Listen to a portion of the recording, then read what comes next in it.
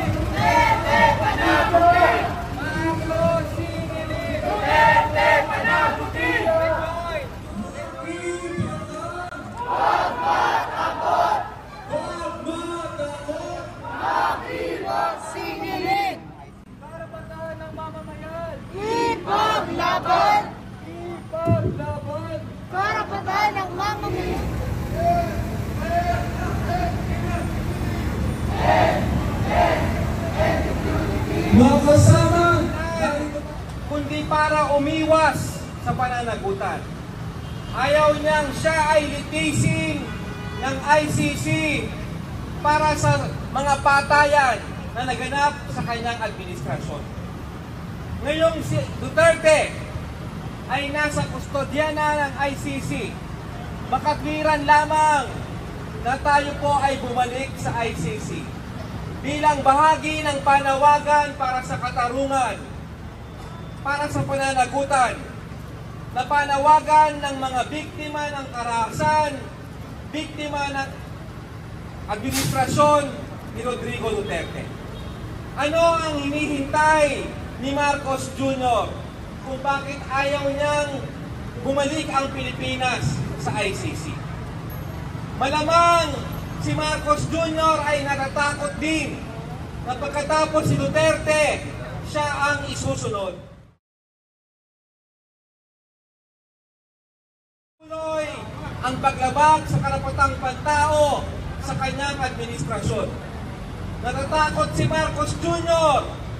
na siya ay litisin din ng ICC dahil nagpapatuloy ang drug-related killings. Nagpapatuloy ang extrajudicial killings. Nagpapatuloy ang human rights violations, crimes against humanity sa kanyang administrasyon. Marami na po ang namatay sa sakit, sa paghihintay ng justisya. Kaya itong ICC, yung ginawa nila, ay kakunting kaligayahan. Pero pinagkakain pa rin ito ni Marcos. Kaya Marcos, mag-isip-isip ka. Ilang taong ka na dyan, hindi mo pinapayagan yung ICC. Ngayon, nung ginawa ng ICC ang kanyang dapat gawin, hayan, papalag ka pa, pinipigil ka pa. Kaya nararapat lamang na Marcos, sinilid ka at si Duterte panagutin. Naniniwala po kami na ang pagbabalik dito ni Duterte kung sakasakali ay malaking banta, lalo din sa mga biktima at sa mga testigo. At kaya po naniniwala ko po, dahil po yung kapatid ay nandun din at hawak po ng bata. Kaya kayo mga sa social media na naninira, siya sa atin yung muna kung anong tunay na kalagayan. Kaya kami po, kami sa Ecumenical Community at mga human rights defenders ay patuloy na sasama sa mga pamilya ng biktima. Naniniwala kami sa kawasuhan, naniniwala kami sa proseso ng International Criminal Court dahil dito ay walang nakuhang justisya ang mga pamilya ng biktima, lalo higit yung mga kaanak nila na may kulang.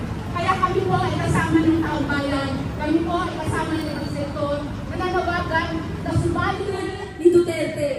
Malinaw po, simula pa lang sa termino ni Duterte, ng pulis na inutusan at inaport ni Duterte ng impunity sa lahat ng pulis sa sangkot sa Tonghang Operations. Hindi ho kami titigil, hindi ho natatapos sa paglaban ng mamamayan hanggang hindi na bibigyan ng hustisya siya ang lahat ng pinatay sa rehimen ni Duterte